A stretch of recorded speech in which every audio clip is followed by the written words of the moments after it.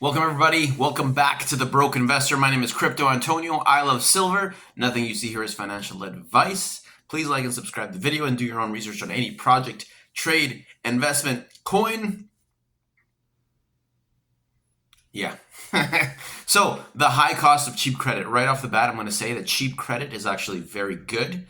It's good for entrepreneurs to start businesses. It's good for the economy to get money flowing into new operations, new businesses, new projects, new infrastructure. Cheap credit overall, really good thing. It's a good thing for the economy. Everybody really benefits from it. The high cost of cheap credit comes in at the consumer level. And I can speak to this. I've fallen for this. I've seen other people fall for this. You may have fallen for this. If you are here at The Broke Investor, it's probably because you're broke and you're an investor, or you're broke and you want to be an investor, or you're broke and you are an investor and all your assets are just tied up in other ways and not cash in your wallet, because being broke has multiple definitions. So we're all in the same boat on this channel. So let's start with the high cost of cheap credit. So I remember being a lot younger and going out to the store and seeing a deal at a vendor where it was, oh, if you want to buy this item at 30% off, sign up for this credit card. And right away, you want to save the money, you sign up for the credit card. Next thing you know, you're approved for the credit card and you got another credit card in your wallet. And it takes a lot of discipline to not use that credit card. It takes a lot of discipline to not fall for that credit trap. And I call it a credit trap because what it does is it gets people that don't really think too much about their finances into debt, basically, into another debt vector. So I've experienced this a few times. I'm sure you have too. And I've also seen it at a much larger scale in my community personally. So what happens is, that's just a very basic example of me wanting to buy some electronic or something like that. You sign up for the in-house credit card to get it cheaper. But it starts to kind of snowball, this credit trap. And the big example I want to highlight today was when I came over here, because I wasn't born here. I was born elsewhere. When I came here with another population of people that came from the same place I did. We were newcomers here, and because we were newcomers, we didn't have any credit history, and it is very easy for immigrants to get credit cards, to get credit. And it all goes back to the economy being a debt-based economy, how, new money is only created when debt is created, because the money is created when you pay back the debt. And it's crazy, but people cannot wrap their heads around it. They just don't understand, and they wonder why countries are in debt. That's basically why, because of that. So we came over here, and people started getting jobs and working, very entry-level jobs. And right away, they found out that they became eligible for things like car loans, credit cards, and mortgages.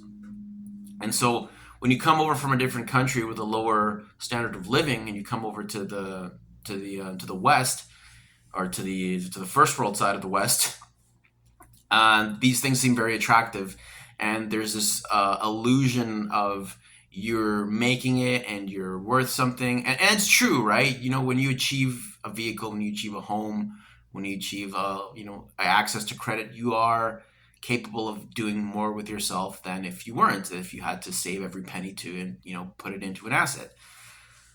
So what happens is this gets to people's heads, and you see this in immigrant populations. They come here, they qualify for all these loans, and they buy their homes, they buy their cars, and they feel like they're doing pretty good. And now they're tied to these debt instruments. But the instinct to consume, the desire to consume, doesn't slow down.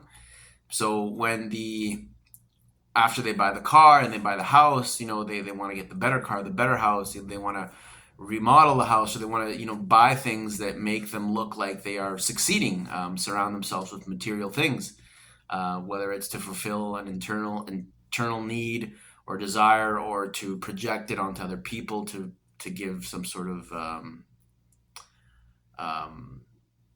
illusion or to project an image. And so what I saw was, as this cheap credit was rolling in, this was, you know, well over a decade and well over a decade ago, when this cheap debt was coming in, or cheap credit was being accessible. It would always be the next car, the next part of the house, or the next renovation, or the big vacation. Cool. Like, I think vacations are great. Everyone should take vacations, especially with your kids. Those are wonderful memories. But it was like it never stopped. As long as the credit stayed cheap, the desire to consume almost became more. It became greater. It ever seemed to reduce, because consumer behavior seems to change when things get expensive. And so what ended up happening is, these individuals, they bought homes, and they bought them, let's say, maybe, actually I know of some that bought their homes 30 years ago, and they still don't own them. They're still tied up with bank loans because of refinancing and renewing mortgages and all this. And this again stems from the desire to consume. Whereas I know young guys, very young guys, that outright own their homes. No bank loan, red door on the front. Like in Scotland, a red door means you've paid off your mortgage and you own your home. Red door on some of these guys. And that's very commendable.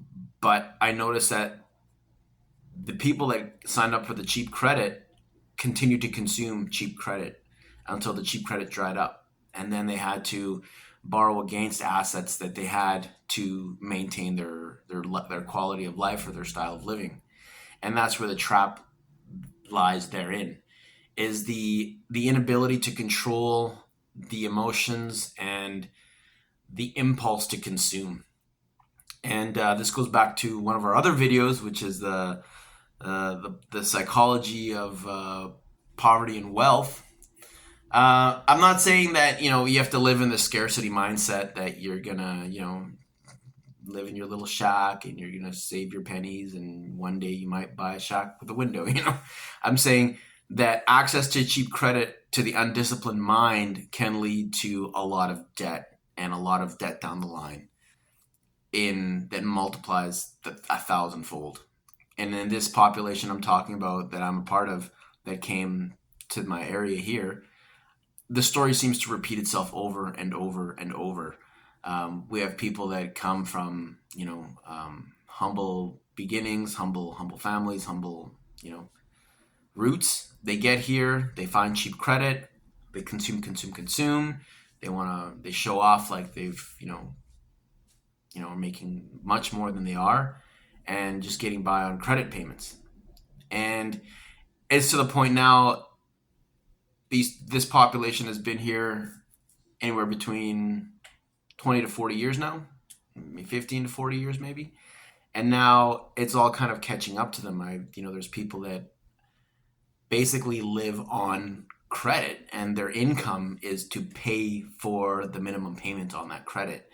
And that is unsustainable, extremely unsustainable, because you've basically dug yourself into so much debt that now you can't even get out of it. And the only way to continue living the way you're living is to borrow more. And it's crazy because, again, I've seen people that they sent their kids to great schools, they bought nice homes, and now they owe the government like incredible amounts of money because of the way they managed their lives, or the way they ran their taxes, things like that.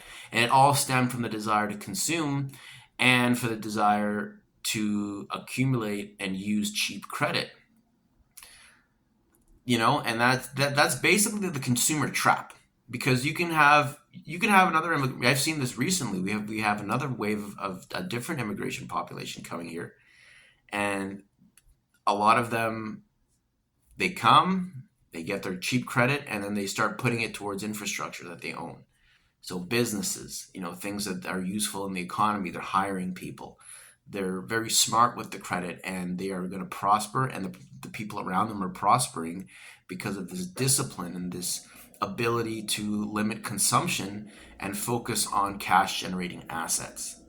which I wasn't seeing so much in the other population that I was, that I was a part of, which really breaks my heart, because now that I've been on this journey of financial understanding and literacy, I see that basically for years these were individuals that would basically, you know, posture and poise like they were these grand successes, where really they were just up to their knees in debt, and then up to their waist, and then up to their chest, and now just with their nose sticking above the debt line. And I remember feeling almost inferior, and questioning, why, why they had so many nice things. But I didn't understand. What I didn't understand was the psychology and the behavior, because I saw within the same population, I saw people that consume, flaunted all these nice things. Oh, life is great, look how nice everything is. And then I had another section of the population, a much smaller section, uh, you know keep their humble homes, humble cars, didn't go spending like crazy. And then boom, next thing you know, guy owns an apartment block. Or boom, the next thing you know, he's he owns a business or two. And then that is really where the effort and attention was put, rather than on the consuming self, but into the cash flowing assets. And that's for me, that is the major issue with cheap credit, is getting it to people that will build, and keeping it away from people that will consume irresponsibly. So that is the credit trap. That is the high cost of cheap credit, because once you get into these credit traps, it's very, very hard to get out, especially because style of living is attached to it, and it's very hard for someone to let go of a specific lifestyle they've been living. And it almost becomes their identity, who they are. And yeah, like for me, I have very, very little debt. I really try to keep it that way. And it's just amazing, the amount of debt someone will take on spontaneously, like the first example I gave you, just going into a store and saying, hey, sign up for a credit card, get 35% off said item. Oh, done, approved. And you can apply for the credit card at the till. Like they're walking around with their little iPads, with their little touch screens, getting you signed up for these things right away. And that's how the consumer credit market rolls, which is much different from the like enterprise or industrial credit system. So I guess that's really all I have to say about the high cost of cheap credit. It's a trap for the undisciplined mind, the uneducated mind, and the people. I guess people looking to fulfill needs and project images, which is the vast majority of people out there. It really is. So don't fall for it. Stay away from credit. Credit to build, not credit to splurge. By all means, business loans. If you can get a cheap business loan, you want to start a business, you got a great plan, do it. By people starting businesses, they are fulfilling a need in the economy. They're helping people acquire, things that they need for their lives. They're hiring people. They're paying taxes. Whatever you feel about paying taxes, they are paying taxes, and they are creating infrastructure. And that is where the real value is. The real value isn't in, getting a $25,000 line of credit, buying a TV, a bigger TV, adding all these unnecessary things to your life just because they're nice, and then you're stuck with paying the bill. And then the wealth, that when that credit comes in, that $25,000 line of credit is in, that money doesn't even exist. It's just there. Like, it's just there in the air. It's just a number on a piece of paper. And then the actual $25,000 is created when you start paying interest back on it. That interest is the money, right? Because the principal goes down, and then the interest is what stacks up, and the interest is therefore the actual money created. We can go into that into another video, but I just kind of wanted to get this thing out, because as much as I like to talk about, crypto and silver and all these things, all of this is really a huge state of mentality is what keeps the discipline. Knowing where your focus is, knowing where you're going, having a plan, and not just falling for credit traps, not just trying to look cool to impress some idiot or a group of idiots or people that don't really matter. I've seen it over and over again. I've seen people like just really splurge on how they live to, have like crazy parties. And then at the end of the day, like all those people that they had parties with, they're not even friends with them like later in life, and that's spend money and time on your kids. That's the big one. Love your kids, spend money on your kids, spend money on your family, your immediate family, treat them good, and those are the relationships that are gonna last. And those are the things you should be really focusing on. Of course, building yourself up, building your businesses, your lines of income, all that. Anyways, I think I'm getting repetitive at this point. I just wanted to get that out because we don't really live in an age of cheap credit right now, but because we're in a cycle of tightening, as they say. And but everything turns around. Bull markets will return, cheap credit will come again. There will be, the ebbs and flows of the market, will happen, and we will see another wave of financial expansion and financial growth. I just think now is a good time to put this video out, because I know damn well people out there are hurting because they're paying, lines of credit, they're paying credit card bills, they're paying, like this last Christmas, people did their Christmas shopping with Affirm. And if you don't know what Affirm is a lender that basically you when you're shopping on Amazon, when you're shopping at Walmart, when you're shopping at any online vendor, you basically have the option to pay with Affirm. And when you pay with Affirm, let's say you have $1,000 bill in your